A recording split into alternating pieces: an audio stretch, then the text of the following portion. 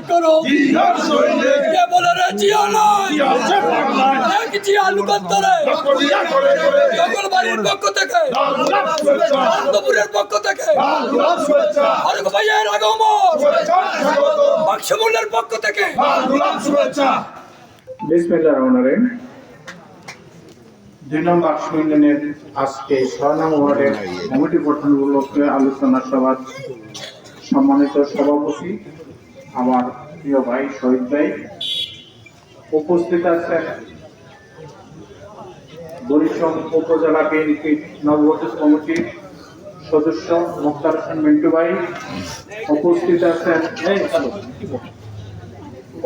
আছেন বরিশাল উপজেলা বিএনপির নবগঠিত কমিটির সদস্য আমার পরমাত্মীয় বিলাল মামা বিলাল হোসেন উপস্থিত আছেন আমার কত বড় ভাই এই ইউনিয়নের 3 বারের সভাপতি সাগ্রাম উচ্চ বিদ্যালয়ের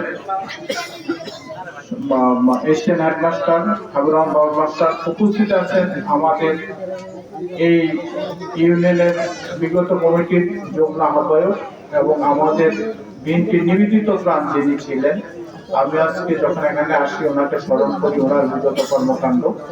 আব্দুল সাত্তার চেয়ারম্যান সাহেবের বড় ছেলে জনাব জসিমউদ্দিন সহ উপস্থিত নেতৃবৃন্দ এবং সামনে যারা আছেন আসসালামু আলাইকুম। এখানে আমরা বিগত 17 বছর আন্দোলন করেছি। আপনারা যারা আন্দোলনের সাথে সংশ্লিষ্ট ছিলেন, এই শেখ হাসিনা এবং তার দোসররা চাইছে যে জিয়া পরিবারটা ধ্বংস করার জন্য, কিন্তু বিএনপি হলো আল্লাহর রহমতের দল। যত চেষ্টাই করছে ধ্বংস করতে পারে না, বিএনপিকে পারে না। এবং বিএনপির একটা নেতা কর্মীকেও আওয়ামী লীগে ভিড়াইতে পারে না। কারণ আমরা দৃঢ়তা ছিল, আমরা যারা বিএনপি করি আমাদের মনোবল শক্তি ছিল। আমরা আল্লাহর কাছে যে আমরা কামড় দিয়া শত নির্যাতন সত্ত্বেও আপনারা এই দলের পাশে ছিলেন। আগামী দিনও এখনো বিএনপি সরকার গঠন করে নাই। বিএনপি 17 বছর আন্দোলন করে এবং যে ছাত্ররা পশ্চিমবঙ্গ বিরোধী ছাত্ররা সহ তারা আন্দোলন করে শেখ হাসিনা বিতাড়িত হয়েছে। এখন দেশ সংস্কারের সময় এবং বিএনপির এর আগেই জনাব তারেক রহমান বেগম খালেদা জিয়া 31 দফা কর্মসূচি দিচ্ছে সংস্কারের জন্য। ওই ধারাবাহিকতা এখন দেশ চলছে। সামনে নির্বাচনে আমরা প্রতিটা লোক তারেক রহমানের জন্য আমরা যাতে আমরা বিএনপি সরকার গঠন করতে পারে, তারেক রহমান নেতৃত্বে যাতে সরকার গঠিত হয়, বেগম খালেদা জিয়ার সরকার গঠিত হয়, এই জন্য আমরা প্রতিটা তারেক রহমানের ভূমিকা অবতীর্ণ করি। আমরা একটা কমিটি করতে এসে ওয়ার্ড কমিটি করতে আসে কেউ পারিবারিক দ্বন্দ্ব, যেমন শহীদ রায় এবং জেফাসির খান আর বাসির, তারা বোধ স্বাস্থ্য দপ্তর, আমি যতদূর জানি তারা পারিবারিক বিভিন্ন বিষয় নিয়ে তাদের মধ্যে মামলা মোকদ্দমা আছে। এখন এটা যদি দলে আনে, আমরা বিগত দিনে দেখেছি আমরা যখন আন্দোলন করি প্রতিটা আন্দোলন আমাদের পাশে কে ছিল, আমার 2টা চক্ষু সাক্ষী, যে যতই সৈতারণা করার লাভ হতো না। আমরা সাক্ষী, এনে হাবিবুর বাবু মাস্টার আছে এবং আমাদের সামনে যারা পিছনে যারা আমার সাথে যারা নেতৃবৃন্দ আছে তারাও দেখছে কার কি ভূমিকা।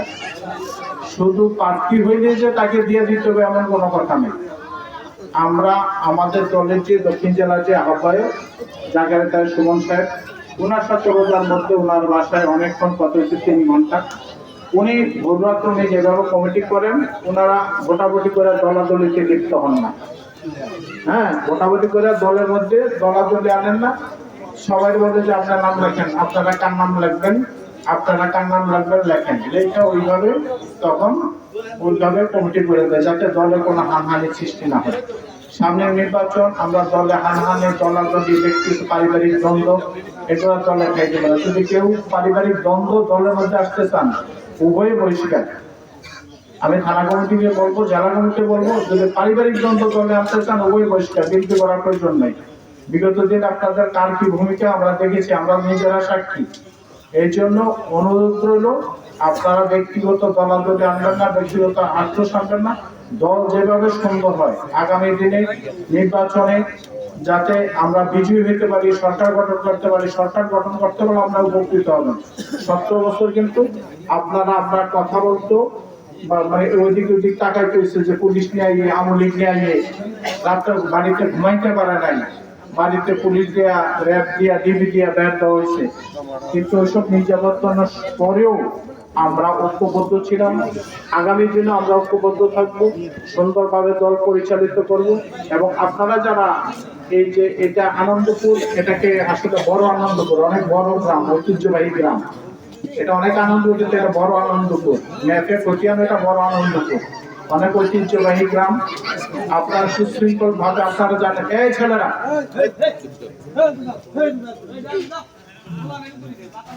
ঠিক আছে, সুশৃঙ্খল ভাবে যাতে দল চলে। আপনারা যারা গ্রামে আছেন, এই এলাকা আছেন, বিনতি করেন, তারাও চেষ্টা করেন যাতে কোনো ব্যক্তিগত দ্বন্দ্বে আমরা না জড়াই এবং আগামী দিনে আমাদের পথ চলা যাতে সুন্দর হয় এবং তারেক রহমানের হাত যাতে শক্তিশালী হয় এবং বেগম খালেদা হাত যাতে শক্তিশালী হয়, এই আশাবাদ ব্যক্ত করে আমার বক্তব্য শেষ করছি। আসসালামু আলাইকুম।